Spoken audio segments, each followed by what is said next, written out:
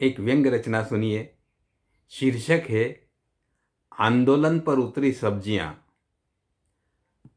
बड़ा ही गजब हो गया। ट्रक ड्राइवरों की हड़ताल समाप्त हुई थी कि नगर की मंडी में सब्जियों ने आंदोलन शुरू कर दिया।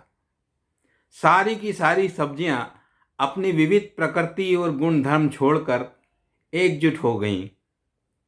चाहे गौरवर्णी धवल मूलियां हों या गुलाबी शकरकंद चुकंदर, यूरोपियन शैली में बालों को खूबसूरती से संवारे गोभियां हो या घूंघट लिए शर्मीली मटरें, अपने ठिकानों को छोड़कर राजबाड़ा चौक पर सभी जमा हो गए। केवल सब्जियां ही नहीं, कंदमूल और जमीकंद भी हाथों में बैनर, डंडे, झंडे और पोस्टर थामे नारे लगा रहे थे। यहाँ तक कि लौकी और कद्दू जैसी दीनहीन और उपेक्षित तरकारियां भी एकजुट हो गईं। भले ही गाजरों को विदेशी लोगों ने प्रेम से सिर चढ़ा रखा है, लेकिन जब भारतीयता पर बात आ गई तो हजारों की संख्या में ये रेड कामरेड भी हाथों की श्रृंखला बनाए अपना झंडा बैनर थामे शालीन प्रदर्शन करने लगे। कद्दू समाज की ओर से तो एक पुतला बनाकर चौराहे पर लाया ही जा चुका था। उनका विचार था कि पुतला जलाए बिना किसी आंदोलन में चेतना नहीं आती। आग और आंदोलन का बड़ा घनिष्ठ संबंध रहा है। पुतला न हो तो टायर जलाकर भी प्रदर्शन में जान फूंकी जा सकती है। सबसे ज्यादा आंदोलनकारी तो बैंगन समाज के थे। वैसे बैंगनों में भी कई जातियां और उपजातियां, इन सबका झमेला है, फिर भी उनकी एकता देखते ही बनती थी। अपने आप को श्रेष्ठ और सत्ता तक को हिला देने वाले बलशाली टमाटर और प्याज भी आज बहुत बड़ी संख्या में नारेबाजी कर रहे थे। इस समूचे प्रदर्शन और आंदोलन को सब्जियों के सरदार आलूओं का भरपूर सहयोग और शक्ति प्राप्त थी। हो भी क्यों ना, किसी online food portal Taste Atlas ने दुनिया की सबसे खराब सब्जियों में आलू, बैंगन और टमाटर वाली अपनी प्यारी सब्जी का नाम शामिल कर लिया था। यह किसी भी हालत में किसी भी भारतीय को कैसे स्वीकार होगा, चाहे वह व्यक्ति मनुष्य हो या तरकारी। इसीलिए राजबाड़ा चौक पर गहमागहमी के बीच सब्जियों का यह विरोध प्रदर्शन धूमधाम से जोर शोर से चल रहा था। प्रश्न भारतीय तरकारी समाज की सब्जियत का जो था, उनके मान सम्मान का था।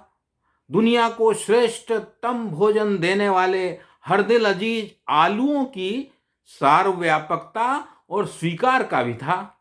उपेक्षित बैंगनों को गले लगाने वाली उसकी स्नेहिल उदारता का प्रश्न था। टमाटरों ही नहीं, दुनिया भर की सब्जियों में उसके घुल मिल जाने और मिलनसारिता जैसे मूल्यों की रक्षा का भी था। आंदोलन तो होना ही था।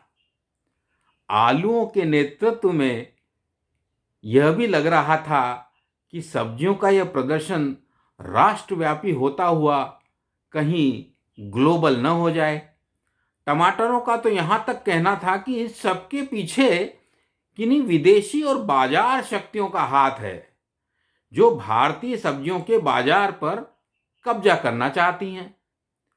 प्याज समाज के लीडर का कहना था कि हमें अपनों द्वारा सड़कों पर रोंद डालने का उतना मानसिक कष्ट नहीं हुआ कभी, जितना बैंगन, टमाटर, आलू की सब्जी को संसार की सबसे घटिया सब्जियों में वर्गीकृत करने से हुआ है। राजबाड़ा चौक में शोरगुल बढ़ता जा रहा था। ढोल नगाड़े भी बजने लगे थे। देखते ही देखते वहां मनुष्यों की भीड़ भी बढ़ने लगी। कुछ नेतागण और उनके अनुयायी रंग बिरंगे दुशाले गर्दनों में लटकाए और सिर पर टोपियां लगाए इकट्ठा होने लगे। सब्जियों की प्रदर्शनकारी टुकड़ियां धीरे धीरे उनकी ओट में छिपने लगे, सिमटने लगी। कद्दुओं द्वारा लाया गया पुतला किसी टोपीधारी उत्साही नेता ने सुलगा दिया। आग भड़कने लगी, नारों के स्वर ऊंचे होते जा रहे थे। किसी हवलदार ने चौकी को खबर कर दी तो थोड़ी ही देर में पुलिस की गाड़ी वहां आ गई और जवान डंडे बरसाने लगे। जलते हुए पुतले को भीड़ से दूर ले जाकर उस पर फायर ब्रिगेड के वाहन ने पानी की बौछार शुरू कर दी। यकायक मुझे भी लगा कि इस प्रदर्शन को देखते हुए मेरे चेहरे पर भी पानी के कुछ छींटे आ गिरे हैं। छींटे ही नहीं, एक जानी पहचानी सी आवाज भी सुनाई दी। अब उठ भी जाइए, कब तक सोते रहेंगे? बाजार से बैंगन लाइए, बच्चों ने खास फरमाइश की है आज। आलू बैंगन टमाटर की सब्जी बनानी है उनके लिए। ठीक है ना? बहुत बहुत धन्यवाद। ये थी सब्जियों का आंदोलन। धन्यवाद।